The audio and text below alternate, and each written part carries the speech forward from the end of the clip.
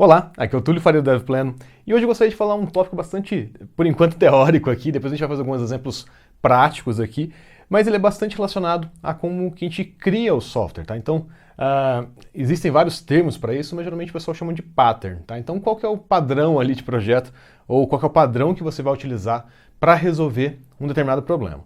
Esse problema que a gente vai resolver aqui, ele é chamado, ou vou colocar, na verdade, o termo que a gente vai precisar fazer aqui, na verdade é o seguinte: a gente precisa, de alguma maneira, arrumar as dependências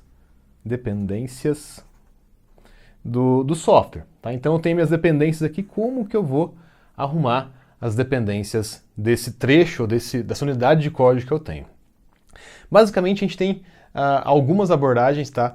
A primeira delas é simplesmente a gente pegar um trecho de código, então imagina o nosso código aqui, e se ele precisa de alguma coisa, a gente simplesmente importa aqui, instancia aqui, tá? Então a gente precisa de um módulo de terceiro, que é uma outra caixinha, a gente simplesmente importa ele aqui dentro, tá?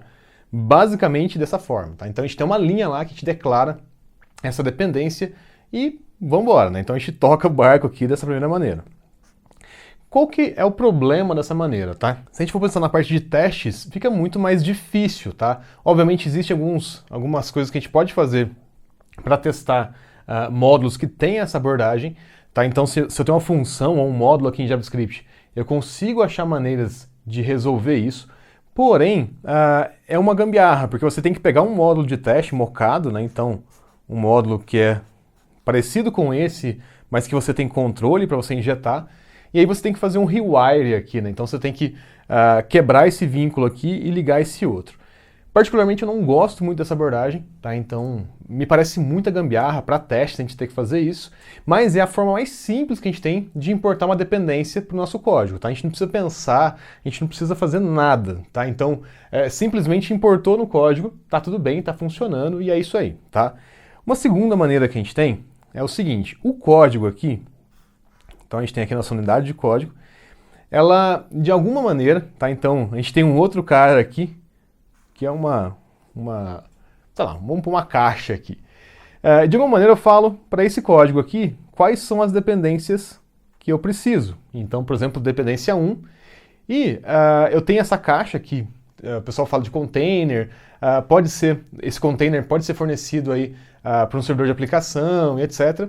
Você tem algum lugar onde você tem todas as dependências listadas. E esse cara aqui pede a dependência que ele quer, tá? Então, eu quero a dependência tal, tá? Nesse segundo cenário aqui, a gente fala que é uma inversão de controle, porque quem pede a dependência é o cara que precisa dela, tá? Então não importa mais a dependência, como eu fiz aqui diretamente. Quem precisa dela é que vai pedir essa dependência para esse container ou para o servidor de aplicações. Nesse caso aqui, a gente está preocupado mais com o conceito, tá? Então, inversão de controle é por quê? Porque, na verdade, quem vai ter o controle de injetar isso é uma outra pessoa. Ele só pede. Vai falar, olha, eu preciso de uma dependência 1. E ele vai mandar para a gente dentro do nosso código, aqui da unidade de código nossa, tá? Essa aqui é uma unidade de código, pode ser uma função, pode ser uma classe, pode ser um módulo em JavaScript, etc. Existe uma outra maneira, que é também bastante bacana. Em JavaScript, ela fica até melhor. Em alguns cenários, o pessoal fala que aqui também acaba acontecendo isso, tá? Então, o que acontece? Aliás, aqui na inversão de controle, às vezes acontece o seguinte também. Esse cara aqui, ele conhece o container, tá? Então ele conhece esse cara aqui e ele pede para o container qual a dependência que ele quer, tá? Então ele conhece um cara só, que é o container, então a gente tem a dependência só com o container e a gente pede o container, para o container, aliás, qual a dependência que a gente quer. Para testes isso é legal porque a gente pode trocar o container, né? Então a gente pode ter dois containers, um container só para teste, e aí todas as dependências aqui vão estar mocadas, então elas vão ser falsas, vamos dizer assim, para que funcione nos testes. Tá? Então, para que você consiga ter controle sobre as suas dependências nos seus testes. Porque quando a gente está testando unitariamente, né, tem que lembrar um outro conceito importante, se eu estou testando unitariamente essa caixinha ou essa caixinha, é importante que eu teste ela, não as dependências dela. Então eu pressuponho que as dependências estão funcionando corretamente e simplesmente simulo, né? Então eu moco ali, eu simulo, eu faço uma simulação do funcionamento da minha dependência. Então, dado que a minha dependência funcione de x, y, z, é assim que o meu código vai responder, tá? É mais ou menos isso. Bom, então a gente tem o segundo aqui, que é uma inversão de controle, e a gente tem uma outra, que é uma que eu gosto bastante, tá? Que é a injeção de dependência. Dependência. O que acontece? De alguma forma, alguém vai injetar uma dependência aqui, tá? Então, de alguma forma, essa dependência vai vir de fora para cá. Então, a dependência 1 ela vai vir para cá. Qual que é a vantagem disso? Quando eu for testar minha unidade de código, eu consigo simplesmente, ao invés de injetar a dependência real, eu injeto a dependência mocada. Ela é muito mais simples, tá? Essa é a terceira maneira aqui. Porém, ela dá mais trabalho, a gente tem que instanciar, a gente tem que preparar um pouco mais esse código uma etapa antes. Então, quem chama, por exemplo, esse código, ele tem que saber como injetar essas dependências.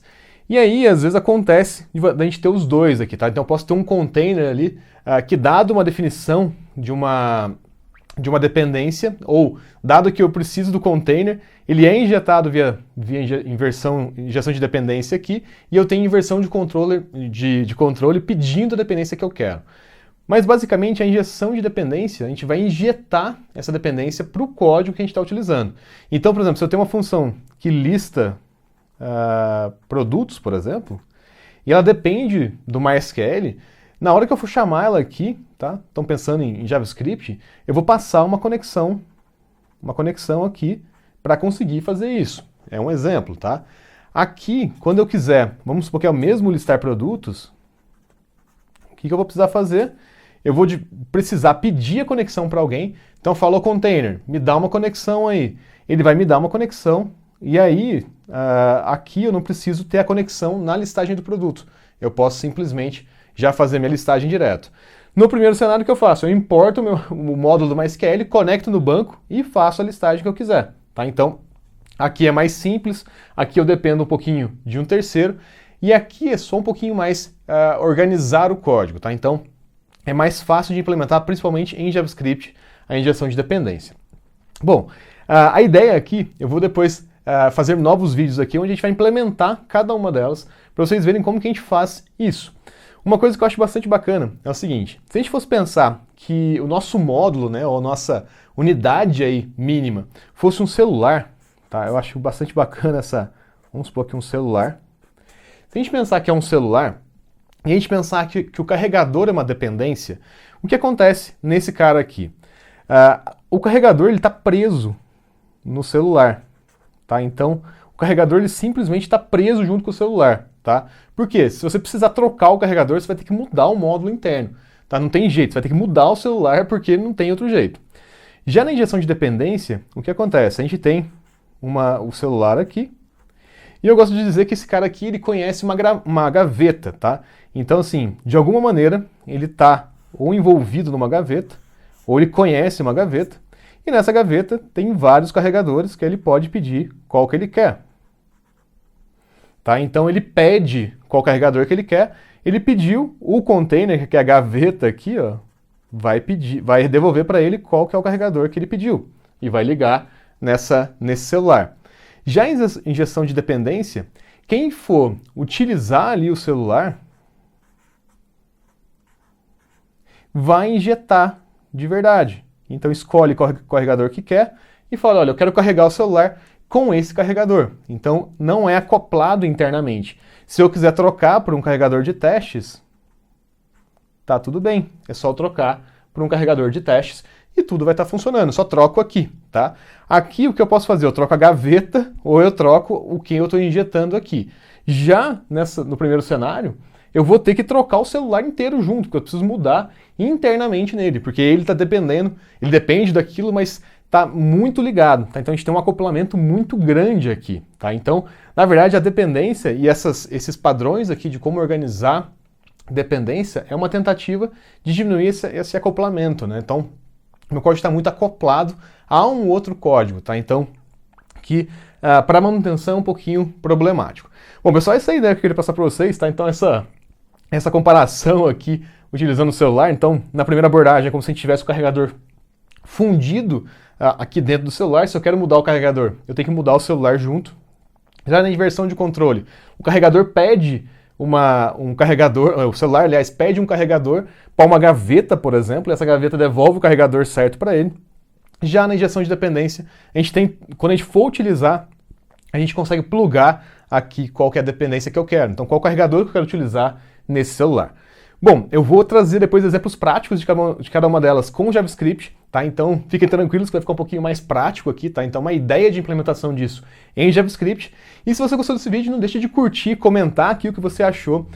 Além disso, se você não é inscrito no canal, aproveita para se inscrever também, clica no sininho para receber sempre as nossas últimas novidades. E não deixe de seguir a gente em todas as outras redes sociais aí. Então a gente está no Twitter, a gente está no Facebook, a gente está no Instagram. É só procurar Dev Pleno lá, tá bom? E eu vejo você no próximo vídeo. Até mais!